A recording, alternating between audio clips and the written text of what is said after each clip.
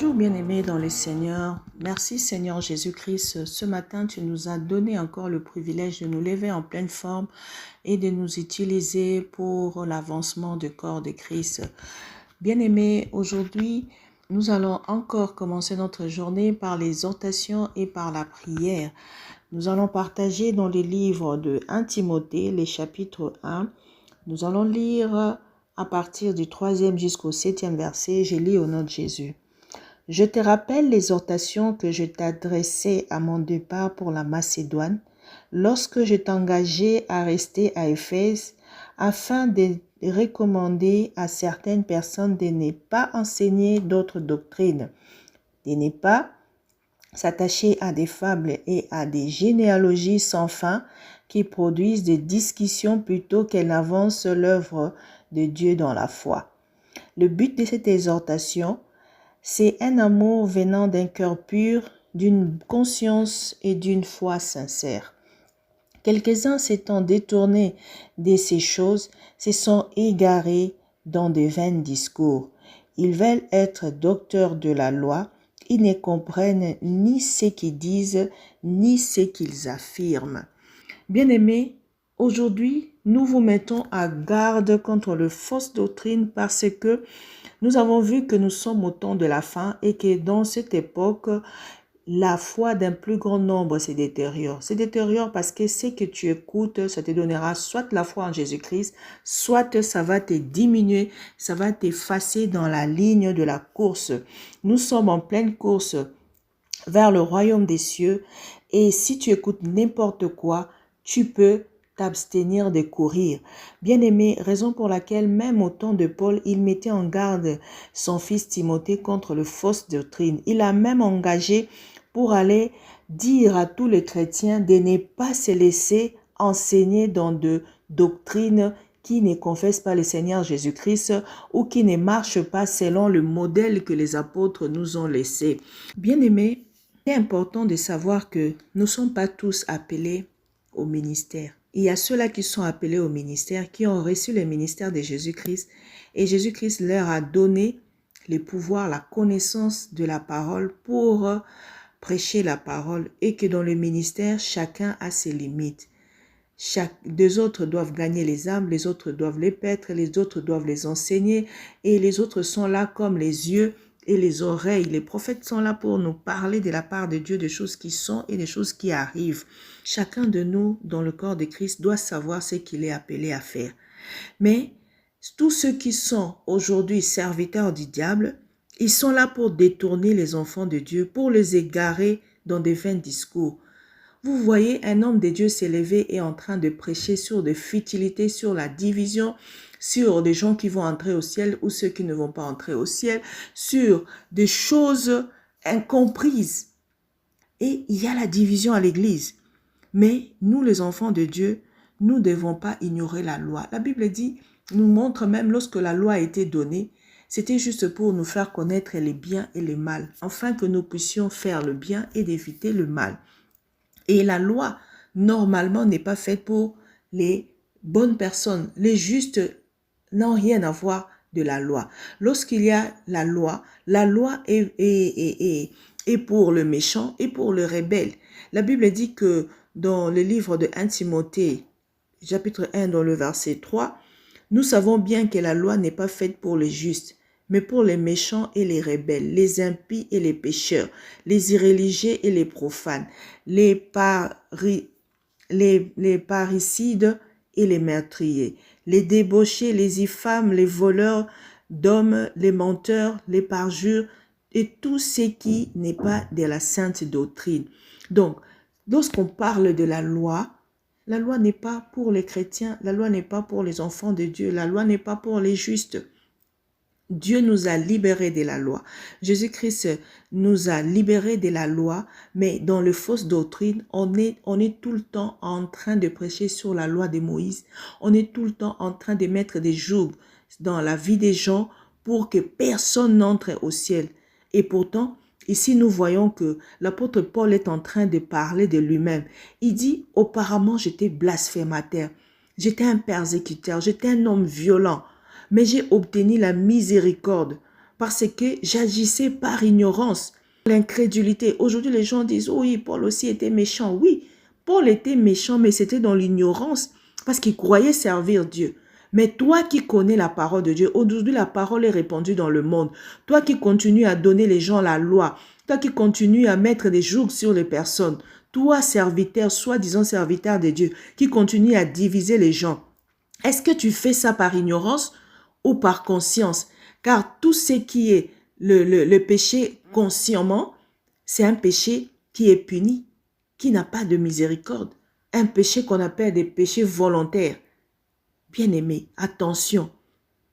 Alors toi qui écoutes ce genre de prédications, toi qui es tout le temps en train de suivre un homme qui est en train de blasphémer, un homme qui vous emmène en enfer, un homme qui dit que lui-même, il ira en enfer, en vous montrant que celui qui fait ça va aller en enfer. Donc lui-même aussi le fait.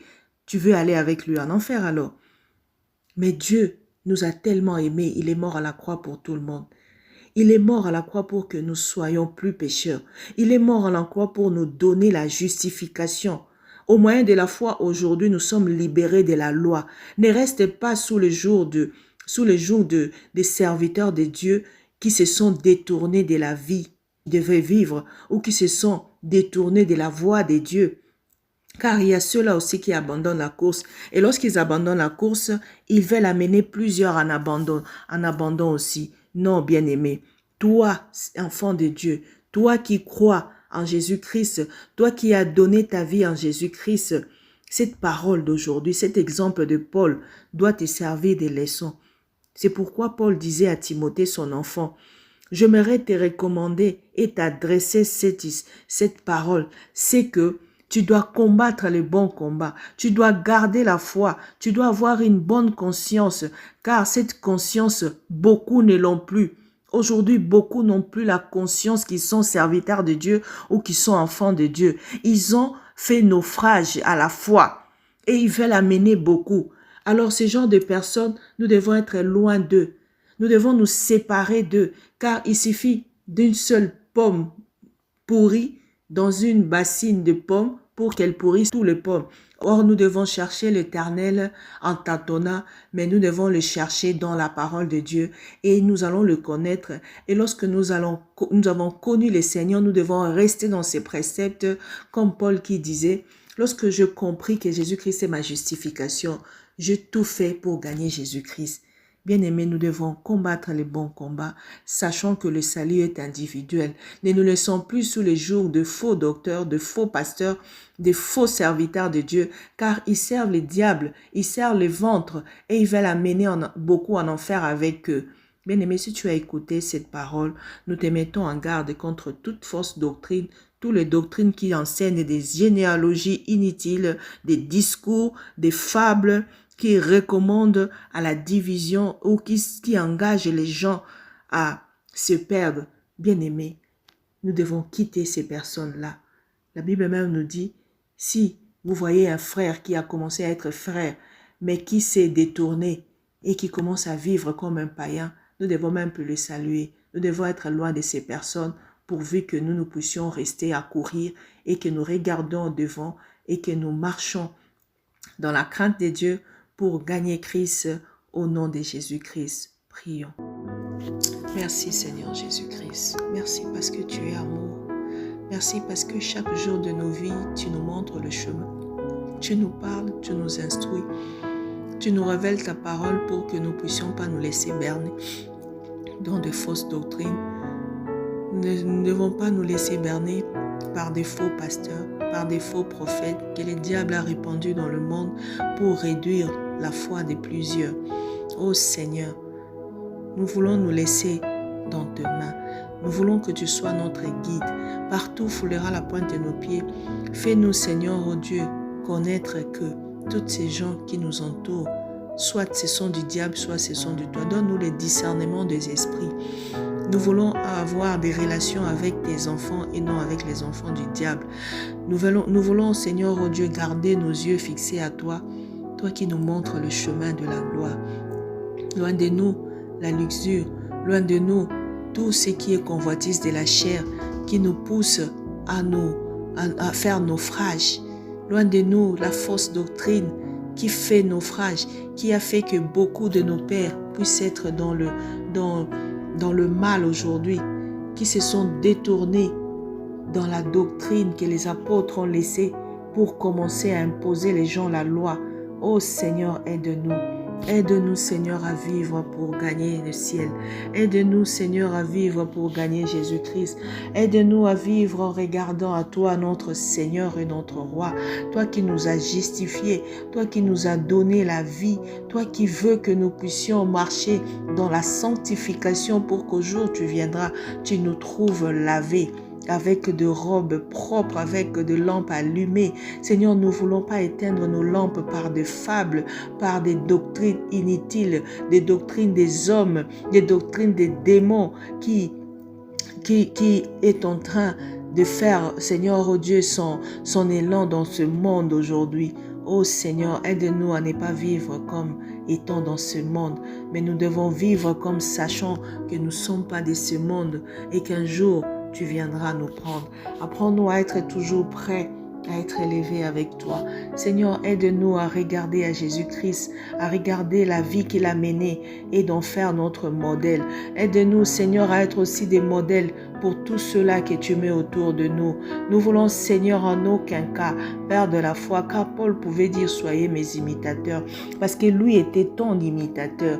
Nous voulons aussi, comme des enfants, Seigneur, sauvés, nous voulons vivre dans la lumière, afin de ne pas marcher selon les convoitises de la chair, afin de nous contenter de ce que toi tu nous donnes, afin de manger les fruits de notre travail et de ne pas regarder à gauche ni à droite, car tout ce dont nous pouvons avoir dans ce monde n'est que vanité de vanité. Elle poursuit les vents, tout va s'arrêter, tout va s'arrêter. La Bible dit que les prophéties, les langues, tout ce qui est dans ce monde va s'arrêter un jour, mais nous devons poursuivre l'amour, car l'amour est l'accomplissement de la loi. Aide-nous, Seigneur, à nous aimer les uns les autres. Aide-nous, Seigneur, à aimer nos prochains. Aide-nous, Seigneur, à nous donner, Seigneur, oh Dieu, pour que nous puissions être un modèle pour nos prochains, pour nos enfants, dans la foi, pour nos enfants biologiques. Nous voulons être des modèles dans nos familles pour que nous puissions être sauvés, nous et nos membres de famille. Oh Seigneur, nous voulons être le sel dans le monde. Aide tous les chrétiens, aide tous tes enfants à être des modèles. Nous voulons révéler Jésus-Christ. Nous voulons être à l'adresse de Jésus-Christ. Aide-nous, Seigneur, oh Dieu, à être Seigneur, des sources d'eau vivre pour beaucoup, pour ceux qui sont autour de nous. Oh Seigneur, nous-mêmes, on ne pourra pas y arriver. C'est pourquoi nous avons tout le jour besoin du Saint-Esprit. Saint-Esprit, viens guider nos pas. Saint-Esprit, viens nous donner la voie à suivre. Viens nous montrer le chemin. Viens nous montrer, Seigneur, ce dont tu nous appelles à faire. Viens être le guide, le parchemin. Viens nous donner la science, la connaissance et l'intelligence. Donne-nous la sagesse de manifester Jésus-Christ dans le monde, de vivre pleinement, Seigneur, notre vie sur la terre. Et lorsque nous serons au ciel, nous puissions continuer avec toi, car nous ne sommes pas de ceux qui meurent, mais nous sommes de ceux qui seront transformés et nous aurons nos corps spirituels un jour. C'est pourquoi nous voulons vivre comme des pèlerins. Aide tous les hommes à savoir que cette terre n'est pas la finalité, qu'il y a plus que ça, et que la vie sur terre n'est pas la longue vie, mais une portion de vie, et la plus grande partie de notre vie sera au ciel. Si ce n'est pas au ciel, ça sera en enfer. C'est pourquoi chacun de nous doit, comme Jésus-Christ a dit, user de la violence, user de la fermeté dans la voie de Dieu pour que nous ne puissions pas manquer le ciel.